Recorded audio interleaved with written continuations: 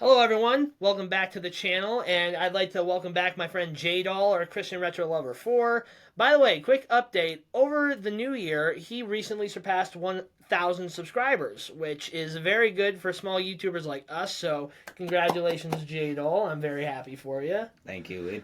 It is very surreal at times. I can feel you, man. Yeah. I felt surreal when I got 100 subscribers, and I mean, sometimes that feeling, sometimes it's fleeting because obviously everyone who joins this platform one day dreams of reaching the heights of PewDiePie, Jacksepticeye, or Markiplier. Not everyone can, but the difference between those that do and those who don't, you got to put the work in. And so far, I can tell that you've put a lot of work in. I've been trying to put the work in, getting better every time. It's gonna take time, but the one thing that shows you is that every step that you guys can learn from J Doll is that every step is the right step. Yeah, and I would also say keep moving forward. Uh, you don't need to keep a constant schedule, but just be like every now and again, be like, hey, I'm still here, still trying to work on content. Also, try to find like a target audience.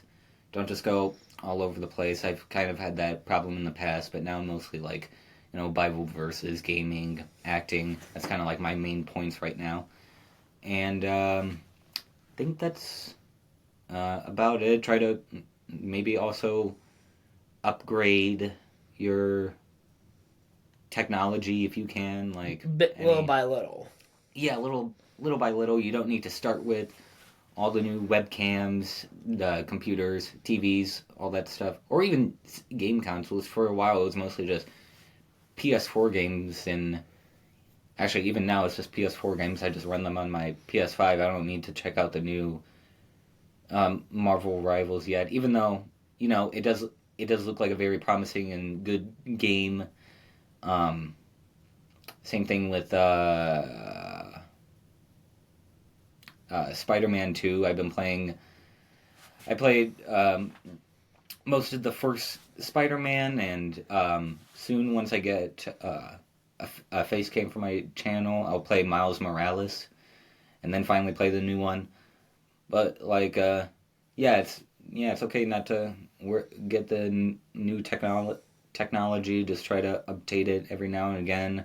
Try new tricks, but keep a main and also keep a main target audience. Don't just be all over the place.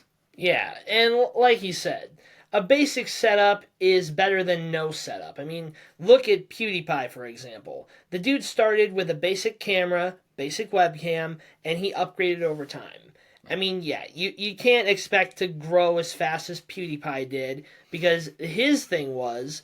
I don't mean to say that it wasn't his personality because I do love his videos. He's a great guy, funny guy. It was because that YouTube was in its infancy when he started. That's what led to him growing so exponentially. But overall, you don't need to play all the newest games. Although if you can afford to, if you have the proper setup, that's great. But for guys like us, I don't even have a proper PC yet. I mean, I'm recording this from a webcam that my mom bought me for Christmas. I'm recording from my laptop right here. That's a decent setup. And even I could record let's plays of me playing games on Steam on here, but I haven't yet because I'm still in school. I gotta save my time, my money, my energy for homework and that. But when I graduate, and I don't know if I'll have time to do that, but when I'm going to be working full time, I'll still try to work on this. But I think that what we're trying to say is that for the games that we like to play, the games that he and I have been talking about, games that have come out recently, or that are set to come out within the next couple years. The problem we did a video this is considered a follow up to our last video, long awaited sequels in development hell. I look at video games like Spider-Man. The first Spider-Man video game came out in 2018. Yeah, I think around that frame. Came out in 2018, and then I think Spider-Man 2, well, then Spider-Man Miles Morales. I don't even know when that one came out. Didn't that come out sometime after that? I think it came out like 2 years later. Okay, 2 years later, and then Spider-Man 2 came out a couple years ago. So far, it was very spaced out in between them. But in another a popular franchise that like J-Doll recently like just started was the 2018 God of War game. And that game, as I played it, it was fantastic. Yeah. The issue was though that the last God of War game that came out prior to that was God of War Ascension, which if I'm not mistaken came out in 2013, and that's like a 5-year gap. Like the audience has probably grown up, or probably not. I don't know, but it took like a while for this game to be made by Sony Santa Monica, and honestly, thank God, because the attention to detail in a lot of it is fantastic, especially in the sequel God of War Ragnarok, which you will need to get into. I will make sure you get into that. Yeah, I'm very into Norse mythology, so I'm very excited to dove more into God of War 2018. And I'm not entirely sure, but I think God of War Ascension was kind of more like a bit of a spin-off sequel, kind of like Miles Morales. It but was. Like, it was. It was Yes. still a continuation of the story. But like, a lot of people a lot of people, it's like God of War, God of War 2, God of War 3, and now God of War 2018. I don't remember, and I think God of War 3 came out all the way in 2011. So that's like a 7-year gap. So it's only natural for God of War 2018 to, kind of spoilers, take place hundreds of years later. And Yes. like Kratos is trying to live a new life. Yeah. And not even that, like, with, like, the ending of Spider-Man 2. Have you played that yet? No, not yet. Okay, I won't say spoilers, but long story short, the ending of this really set up, like, a very, like, heavy sequel hook. And I really hope it doesn't take us too long to wait, but I will be waiting. I mean, you gotta wait for everything. You gotta wait for, like, success to come, like, whether it be on YouTube for a video game to pop up or whatever. But I will, like, really keep my eyes open for when the next Spider-Man game comes out, because I'm pretty sure I think Insomniac was like thinking of like making other Marvel games, and they are all set within the same universe. I mean, literally in the first Spider-Man game, how far in it are you? The first Spider-Man game? Yeah, 2018. I got through the entire thing. Okay, so he knows that like Wakanda, the Yeah. embassy to Wakanda, the Fantastic Four Baxter Building, Avengers Tower, they're all in there. Doctor Strange. Doctor Strange, the Sanctum Sanctorum. So you know that all those guys are in there. So it would be stupid if like they did. Okay, I'm not saying like jump on the bandwagon of making like a cinematic universe or whatever.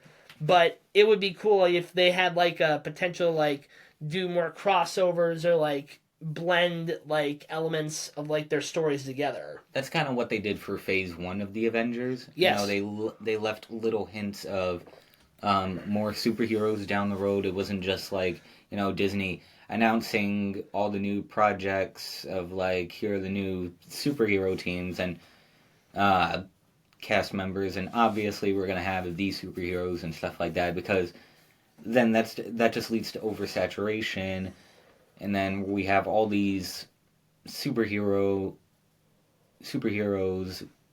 in movies and TV shows running around all the place, which in comics it's fine, but then it's like complicated in movies and TV shows because you need all those actors, you need all those directors, you need all those writers, you need all those visual effects artists.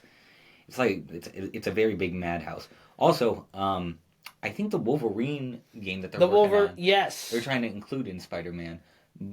But if they just make that Wolverine game and then hint at Spider-Man, like, that will be enough. Because I do remember in the Daredevil series them being like how crazy stuff happens in New York with the Avengers or whatever, and that used to be enough to connect the things. I was gonna say that like piggybacking on what he just said about Wolverine, like I would love it if they like connected that to Spider-Man somehow, but I would love it even more if like they connected that to like an X-Men game, because I'm pretty sure that there was a data leak or someone hacked into Insomniac and leaked a bunch of information, and I believe they said that in the information that there was a possibility of an X-Men game. Interesting. I'd be very happy for that, because literally like Wolverine, Storm, Magic, they're in Marvel Rivals. They're really fun to play, and I would love it if we got to see more X-Men characters, and I'm pretty sure that like for the like teaser for like upcoming characters, I think Jean Grey was even listed as a potential character in Marvel Rivals. That is very um, promising because Jean Jean Grey in like a lot of media, it's kind of hard to develop her story. Like Yes. especially the Dark Phoenix story, they tried it twice in the X Men franchise and they didn't quite hit the nail on the head, The right? only time I think that they did it justice was in the original X-Men animated series. That was when it was great. Yeah. Like, okay, there was another animated series that really like was so close to tackling it, but it ended like it literally showed us a glimpse of it, and it never happened. And that was X Men Evolution, which is probably my third favorite X Men cartoon, next to '97 and next to Evolution, next to '97 and the original animated series. Interesting. Um, Another, I mean, speaking of Marvel and sequels that have been long in development, we're finally gonna get a new Fantastic Four movie coming out in this year, and I think you even said they're gonna be added to Marvel Rivals. Yes, literally for those of you who haven't been keeping up, although I'm sure you have, because a lot of you, probably my age or younger, you play video games and you scroll through Twitter like your life depends on it. Literally, the developers announced a new map, new characters, and like an overarching villain in Dracula, and plus like even Blade has been teased to be in Marvel Rivals.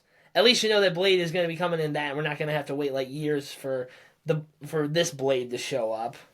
Yeah, Yeah, but yeah, Marvel Rivals, they literally just dropped Mr. Fantastic and Invisible Woman.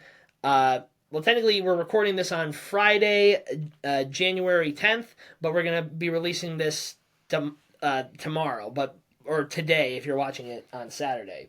But yeah, they've just dropped the characters. Mr. Fantastic is basically the closest we'll get to seeing Luffy in like a Marvel video game because like he obviously stretches his hands and like one of his abilities is like he like bubbles up like a balloon and like can shoot back attacks at people. yeah. And I find that awesome.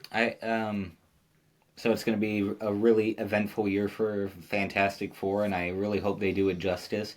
Of course, the original films with uh, the original films that came out in the 2000s with like Chris Evans and Ian, I forget the other actors. Ian but, Grufford, Michael Chiklis, and Jessica Alba. Yeah. They were good. Like obviously the films are not great. Like they're not like cinematic masterpieces, but they're fun. Like Fox did a lot of good with the Marvel movies back in the day.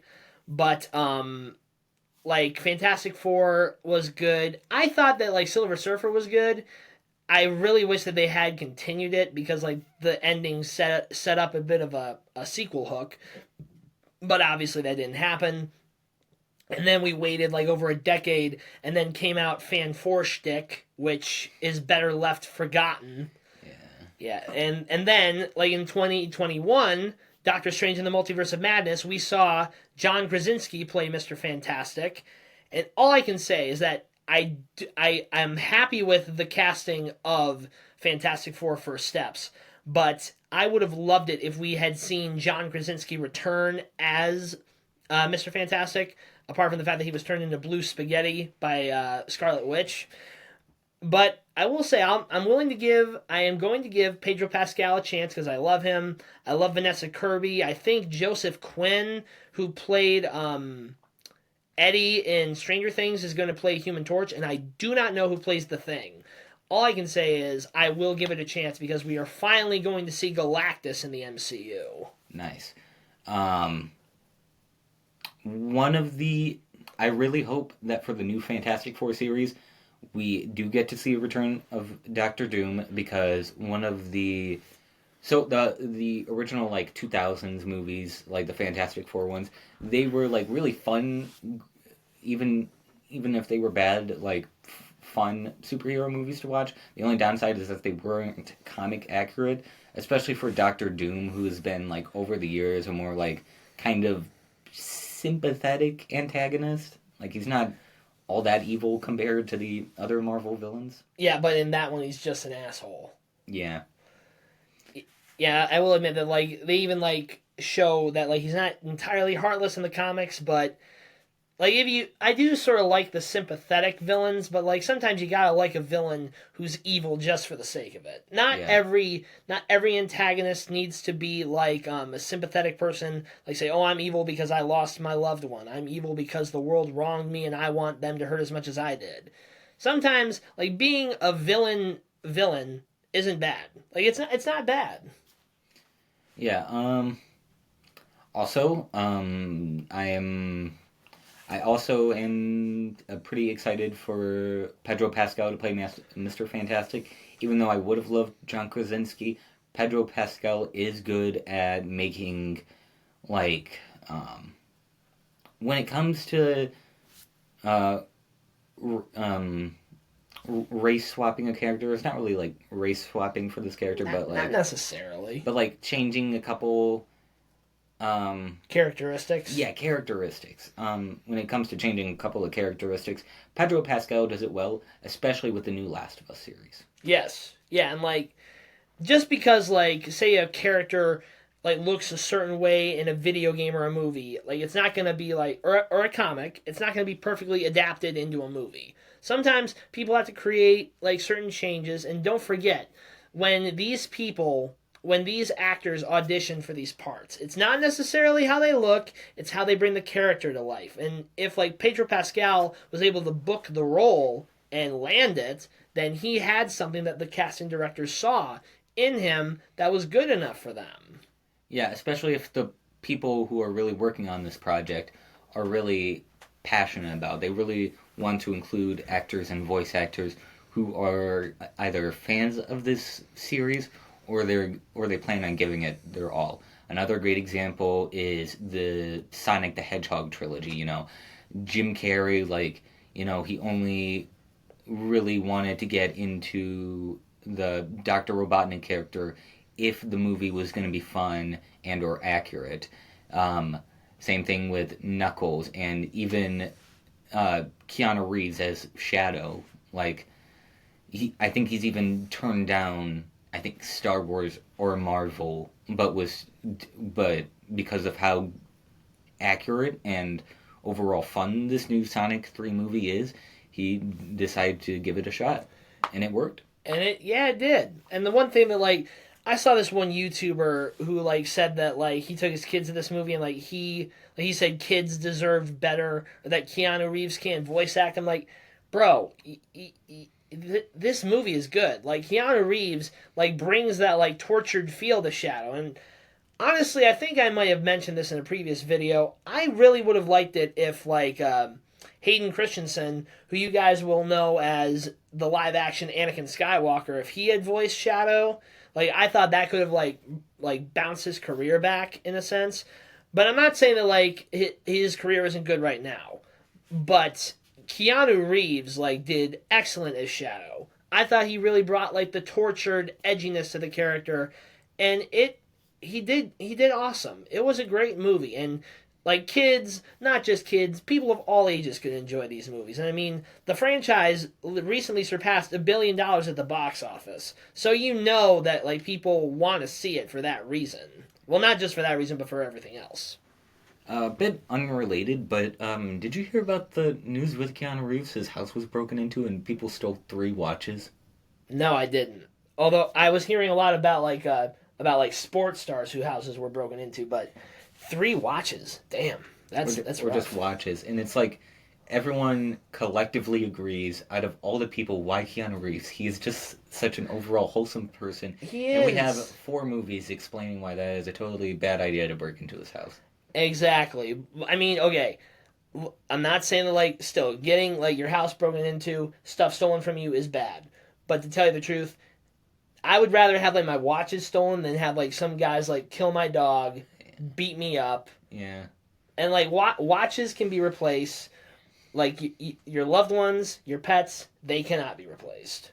But yeah, like no one don't mess with Keanu Reeves, people. The man is a national treasure. He is one of those actors that needs to be protected at all costs, and like that will not that line will not go out of style because Keanu Reeves, like my friend said, has proven himself to continue to be like one of the most wholesome, down to earth people in Hollywood. And to tell you the truth, if I ever like got to act in movies or like get to like a level of status as like Keanu or some of these other people, I would try to like be not like mimic everything he does, but he is an actor like both like professionally and personally that I would aspire to be. Yeah, be more like a kind of like a I don't know if this is the correct phrasing, but kind of like a community type person where like he does not care much or talk about his acting outside of like news or TV or movies, and like mostly he's just like at parks and coffee places, just chilling, and he likes to take public transport. He's not just going around driving fast cars trying to act all badass. He's just being a regular dude. Yep, and that is a good thing. I mean, to tell you the truth, I do understand like some actors, like say if they come from nothing and they manage to one day like make it big. I can understand that they want to show off like say they got a new house, they got a new car. And that's perfectly fine. But when people overdo it, that's the people that I think got famous like for the wrong reasons or like only like wanted to do what they do so that they could show off their cool stuff.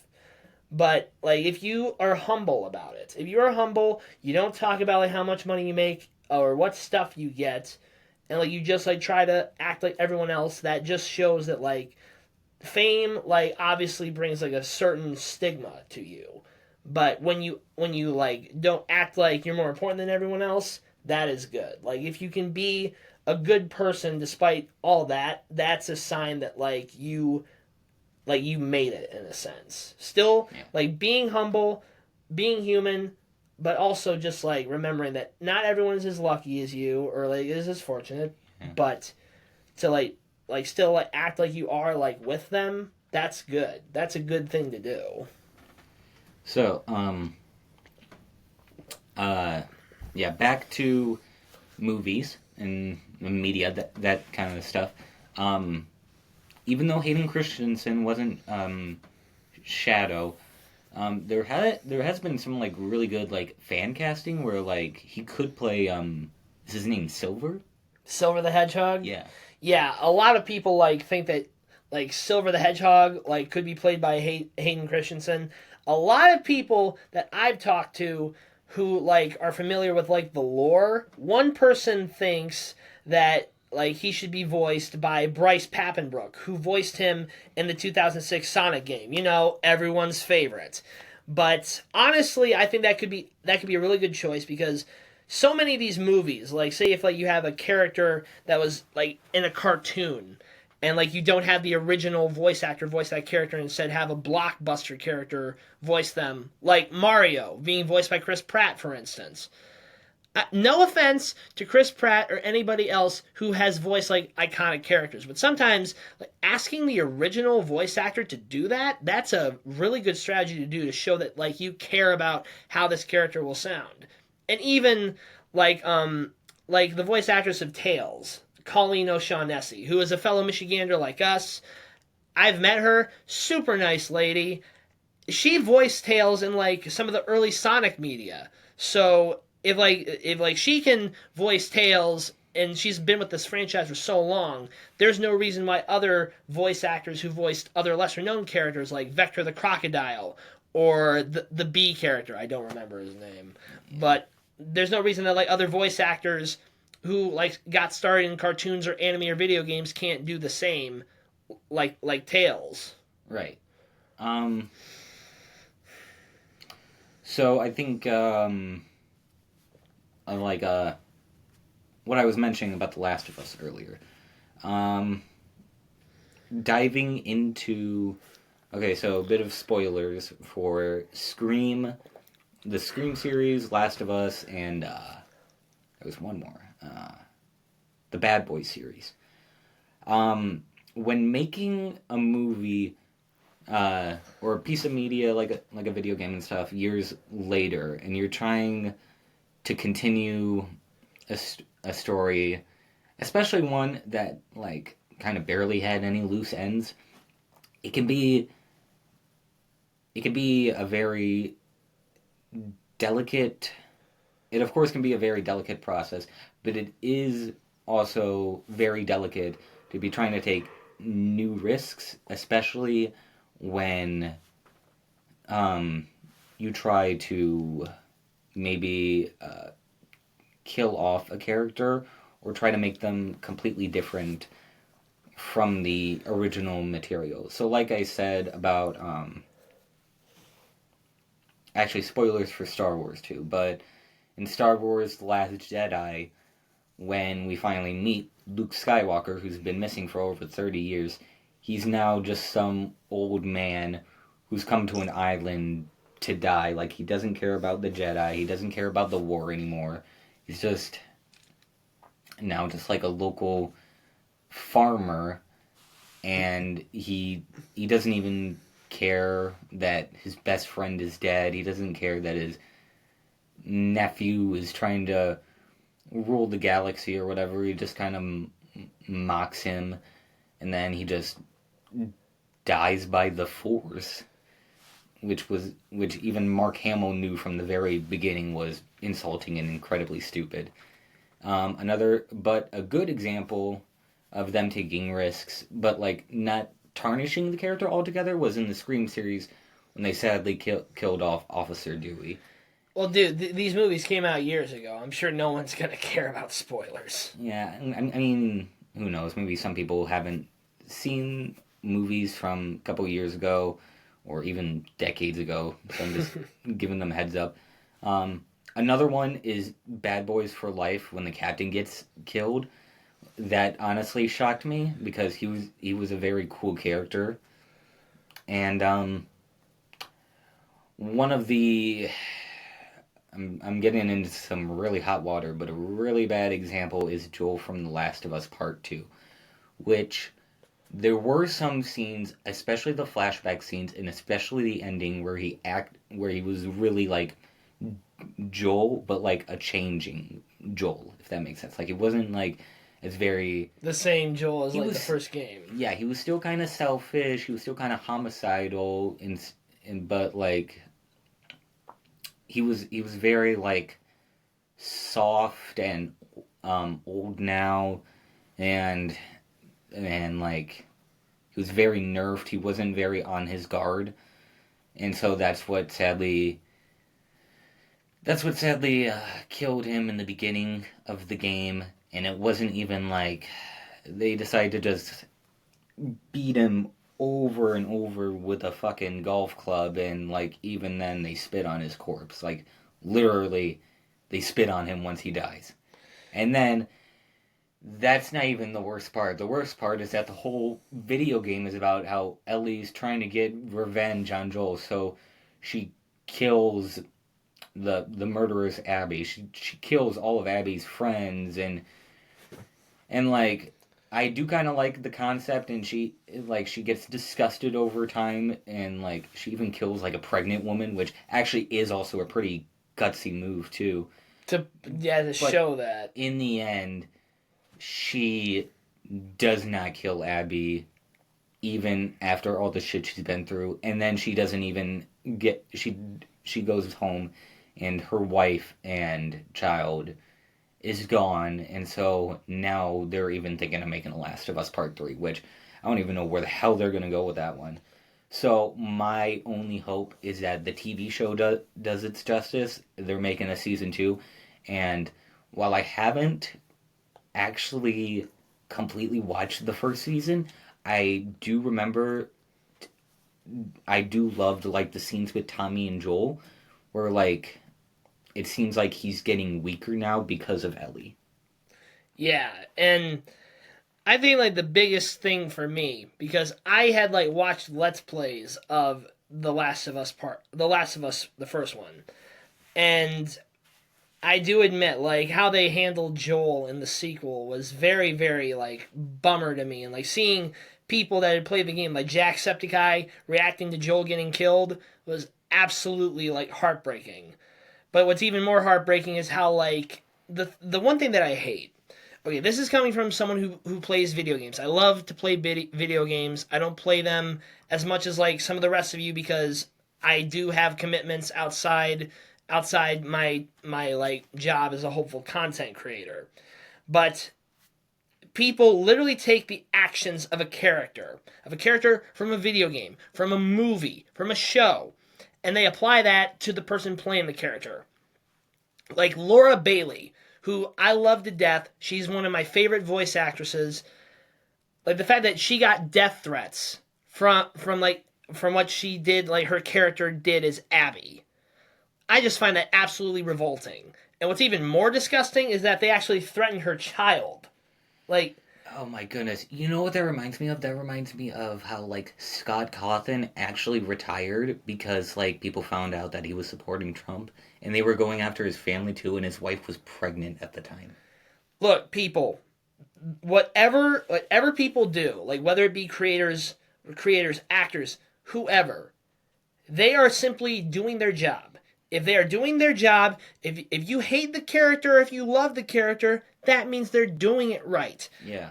But if you are going after them because of their personal beliefs or actions that they themselves did not commit, you seriously got to rethink your life choices. Like that is like one of the biggest disgraces for me as someone who would one day dream of doing voice acting or playing like YouTube games for the rest of my life. You're threatening violence or just trying to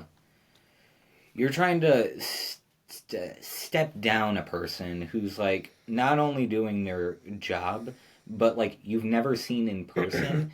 And one more thing, the person who played the person who voiced Abby, Scott Cawthon or whatever.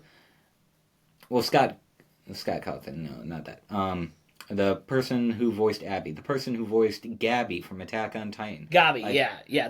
Both like the all Japanese and the English voice actress. like all those characters, just because they killed your favorite character, that doesn't mean they weren't sad about the character. Exactly. Like I know the difference between fact and fiction. I know the difference between what's real and what's not. I just don't know what possesses people to do this. Like that's the thing with the internet. Like they're so tough. Like they think they're so tough.